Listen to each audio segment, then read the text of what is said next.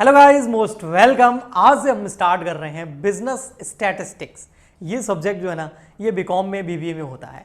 कुछ यूनिवर्सिटी में ये सब्जेक्ट फर्स्ट ईयर में होता है तो कुछ में सेकंड ईयर में होता है, लेकिन इसका कंटेंट सेम रहता है। इसके कंटेंट्स में, टॉपिक्स में कोई भी डिफरेंस नहीं होता है, बुक तक की सेम रहती है।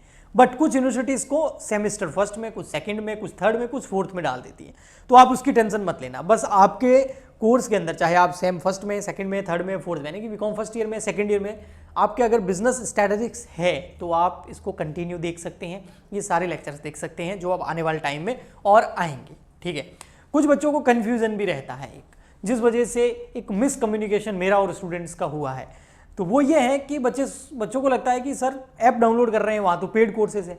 तो मैं आपको साफ बता दूँ, ऐप पर पेड कोर्सेज ही हैं। मैंने किसी वीडियो में नहीं बोला है कि ऐप पर फ्री कोर्सेज है। मैं बोलता हूँ फ्री क्लासेस यूट्यूब पे आएगी, और किसी को अगर लाइव पढ़ना है मेरे साथ तो वो ऐप डाउनलोड कर सकता है, वो उसकी इच्छा है। चलिए हम हमारे इस सब्जेक्ट की ओर चलते हैं। ये सब्जेक्ट है, देखा जाए तो स्टैटिस्टिक्स। ये सब्जेक्ट जो है ना, इसके आगे हम है कॉमर्स वाले, तो हमने इसके आगे लगा दिया बिजनेस, तो हमने सब्जेक्ट बना दिया बिजनेस स्टैटिस्टिक्स। ये जो बिजनेस स्टैटिस्टिक्स हैं, बिजनेस का मतलब तो आप समझते ही हैं, बीकॉम में आए, 11-12 करके आए हैं आप कॉमर्स से, ठीक है, तो हम समझते हैं स्टैटिस्टिक्स का मतलब क्या है।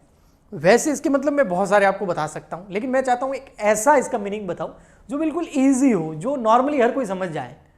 तो इसका मतलब होता है नंबर्स। नंबर्स तो सुने होंगे ना, नंबर्स यानी कि हिंदी में बोलते हैं आंकड़े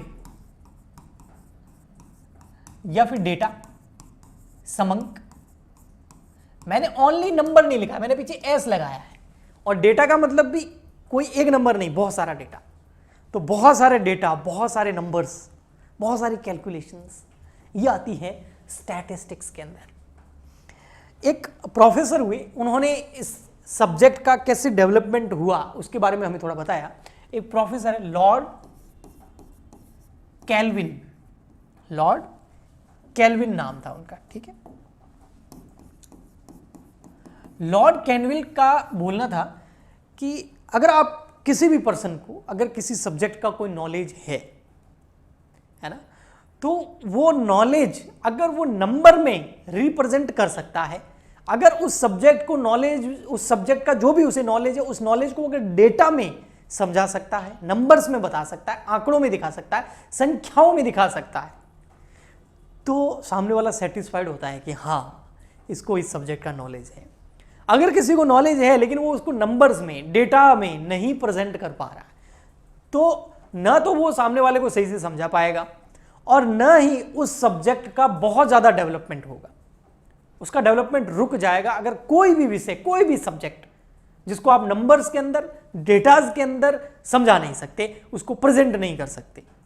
तो लॉर्ड कैल्विन बोलते हैं अगर कोई भी सब्जेक्ट है, कोई भी विषय है, नया नया ही है, भले स्टार्टिंग ही है, अभी प्रारंभ ही हुआ है वो, बट अगर आप उसको नंबर्स के अंदर, डेटाज के अंदर समझा सकते हो तो फिर माना जाएगा आपको नॉलेज भी है और फिर उसमें डेवलपमेंट भी होगा उस सब्जेक्ट का, क्योंकि दूसरे लोग भी समझेंगे, वो भी सोचेंगे उसके बारे में, क्योंकि नंबर्स के अंदर, डेटाज के अंदर सोचना, समझना आसान होता है। और हो सकता है वो सब्जेक्ट आगे जाके एक साइंस का भी रूप ले ले, ये बोलते हैं लॉर्ड कैल्विन। तो इतना ज्यादा इंपॉर्टेंट है स्टैटिस्टिक्स, यानी कि हमारे नंबर्स, हमारा डेटा।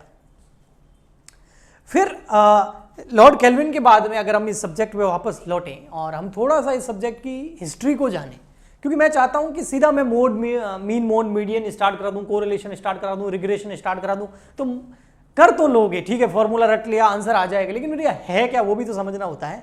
ओनली रट्टू तो तोते बन के थोड़ी रहना होता है, ठीक है। तो मैं थोड़ा सा इसके हिस्ट्री में ले जाता हूँ।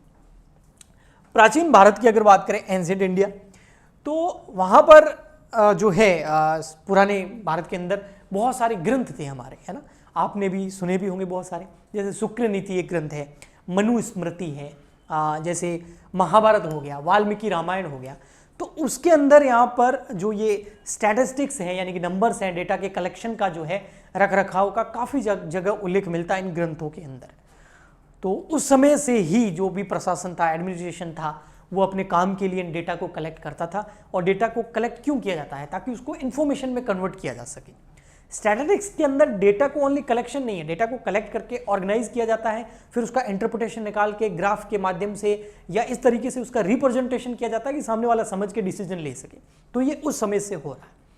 फिर अगर उसके बाद बात करें चंद्रगुप्त मौर्य काल की, तो उनकी एक यूनानी राजदूत थी, है ना, मैग्रेंथ ऐसा कुछ उनका नाम था।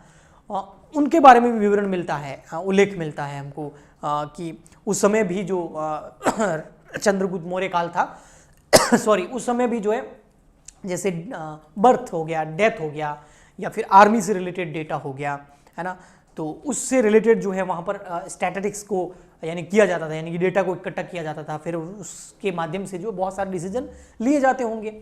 फिर धीरे धीरे अगर हम आगे बढ़े तो फिर जो हमारा मुगल काल है, यानी कि जो मुगल साम्राज्य था, यानी कि मुगल एम्पायर था, उसमें भी अकबर वगैरह काल के अंदर जो है बहुत सारा कलेक्शन डेटा का होता था, स्टैटिस्टिक्स भी किया जाता था, यानी कि इस सब्जेक्ट का यूज वहाँ होता था, ऐसा उल्लेख मिलता है।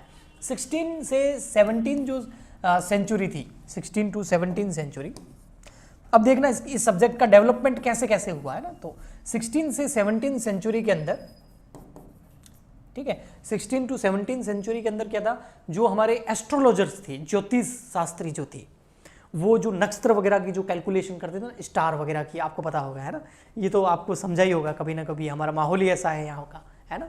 तो वो एस्ट्रोलॉजर जो है वो इस स्टैटिस्टिक्स का यूज़ करते थे उसकी कैलकुलेशन के अंदर। फिर उसके बाद में इसका और डेवलपमेंट होता गया, और फिर आई हमारी 17 से 18 सेंचुरी। इस सेंचुरी के अंदर जो है ना स्टैटिस्टिक्स सब्जेक्ट जो है ना वो और ज़्यादा डेवलपमेंट हुआ, क्योंकि इस काल के अंदर, वैसे ज़्यादा मैं डीप में नहीं जा सकता क्योंकि हमारा इतना हिस्ट्री हमको पढ़ना नहीं है, हम बस इस स्टैटिस्टिक्स जो शब्द है इससे रिलेटेड, इस सब्जेक्ट से रिलेटेड हम हिस्ट्री देख रहे हैं। तो इस सेंचुरी के अंदर क्या था, गैम्बलिंग बहुत ज़्यादा होती थी, जुआ खेला जाता था। चलो, जो रिच लोग होते थे ना वो गैम्बलिंग वगैरह के जरिए जो है और पैसा बढ़ाना चाहते थे, तो वो क्या करते थे, जो मैथमेटिशियन थे, गणितज्ञ थे, है ना, उनको हायर करते थे और उनको बोलते थे कुछ ऐसे फॉर्मूलाज, कुछ ऐसा कैलकुलेशन, कुछ ऐसा प्रेजेंटेशन, डेटा को इकट्ठा करो, यानी कि स्टैटिस्टिक्स की जाती थी। तो स्टैटिस्टिक्स जो है वो इस काल के अंदर गैम्बलिंग के जरिए बहुत ज़्यादा डेवलप हुई, और यहाँ पर बहुत सारे उससे प्रिंसिपल निकल के आए। जैसे आपको सुना होगा थ्योरी ऑफ, हम पढ़ेंगे भी, थ्योरी ऑफ प्रोबेबिलिटी, ठीक है, जैसे थ्योरी ऑफ सैम्पलिंग, ये आगे सब्जेक्ट आपके चैप्टर्स आएंगे उसमें देखने को मिलेगा। Large number, theory of large number. तो जो रिच लोग थे ना उन थ्योरीज का यूज कर करके ये पता लगाते थे कि भाई यहाँ पर विनिंग की पॉसिबिलिटी क्या है ना, प्रोबेबिलिटी क्या है, सैम्पलिंग करते थे। तो ये बहुत सारी ऐसी थ्योरी निकल के आई, यानी कि इस सब्जेक्ट का डेवलपमेंट और हुआ, ठीक है, आज भी होता है। जैसे आपने ड्रीम 11 ऐप सुना होगा, है ना, और भी बहुत सारे होते होंगे गैम्बलिंग के लिए, मैं नहीं जानता, मेरे को उसका जरूर पता है कि ऐड बहुत आते थे। तो उसमें जो प्लेयर्स हैं उन्होंने पास्ट में कैसा परफॉर्म किया उसका पूरा स्टैटिस्टिक्स आपके पास अवेलेबल होता था, डेटा अवेलेबल होता है ऐप के अंदर, और पूरी कैलकुलेशन कर रखी होती है कि इसने किस एवरेज रन रेट से रन लगाए हैं, क्या विकेट्स लिए हैं, इसके वो नंबर्स दिए जाते थे वगैरह वगैरह, है ना। बहुत सारे मैंने देखा है लोगों को, मैंने कभी यूज़ नहीं किया है, लेकिन इतना पक्का है कि स्टैटिस्टिक्स को यूज़ किया जाता है आज भी, तो उस समय भी यूज़ किया जाता था।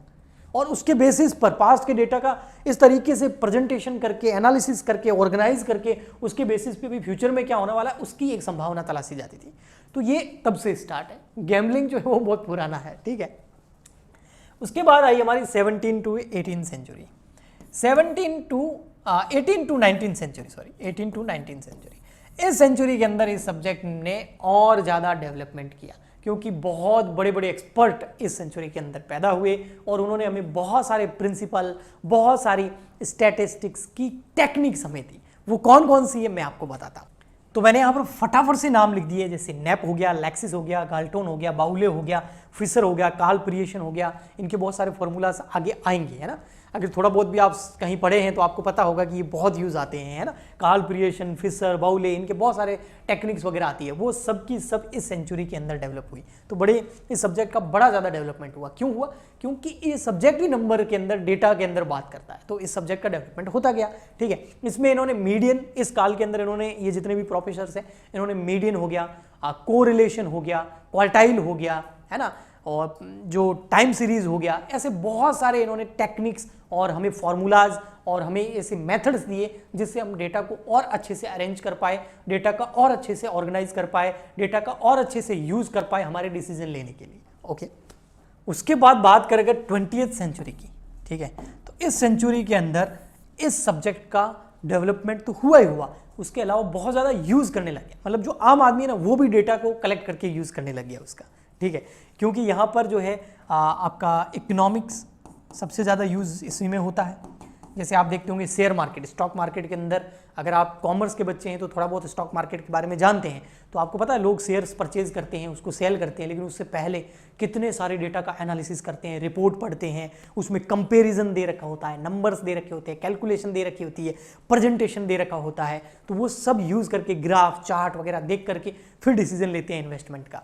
तो इकोनॉमिक्स के अंदर, या फिर अगर आप ऐसे भी देखिए भाई ओवरऑल हमारी कंट्री के बारे में भी देखिए भाई हमारे यहाँ पर एम्प्लॉयमेंट रेट क्या है, ग्रोथ क्या है, जीडीपी क्या है, तो वो सब डेटा कैलकुलेट कैसे होता है, इसी सब्जेक्ट की वजह से होता है।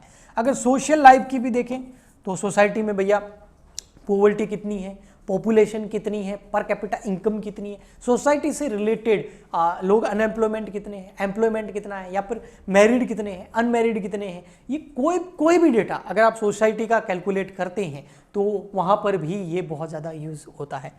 इसके अलावा जो लास्ट है वहाँ पर भी बहुत ज़्यादा यूज़ होता है, वो है पॉलिटिक्स के अंदर।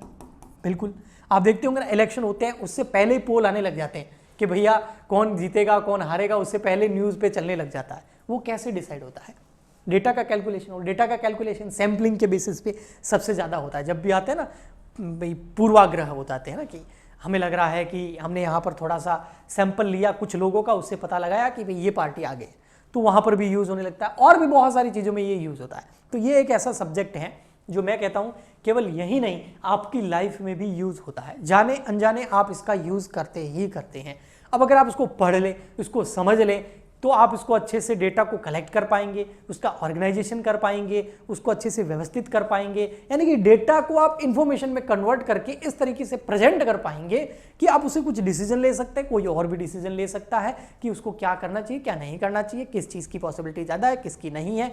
तो वो सारा चीज़ यहाँ इस सब्जेक्ट से हमको देखने को मिलता है। तो ये तो छोटा सा इंट्रोडक्शन मैंने आपको दिया है। नेक्स्ट लेक्चर के अंदर मैं इसको कंटिन्यू करूँगा, हम इसका मीनिंग, डेफिनेशन, इसके कॉन्सेप्ट को समझेंगे, इसके फंक्शंस को समझेंगे और डिटेल में आगे इसको पढ़ेंगे। तो आज के लिए इतना ही, बस स्टार्टिंग करनी थी, मुझे आपको बताना था कि ये सब्जेक्ट स्टार्ट कर दिया है।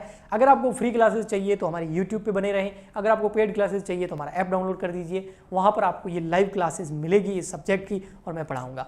तो मिलते हैं नेक्स्ट लेक्चर में, आज के लिए इतना ही, तब तक के लिए good bye and thank you and Jai Hind. 15 अगस्त आ रहा है तो उसकी आप सभी को ढेर सारी शुभकामनाएं।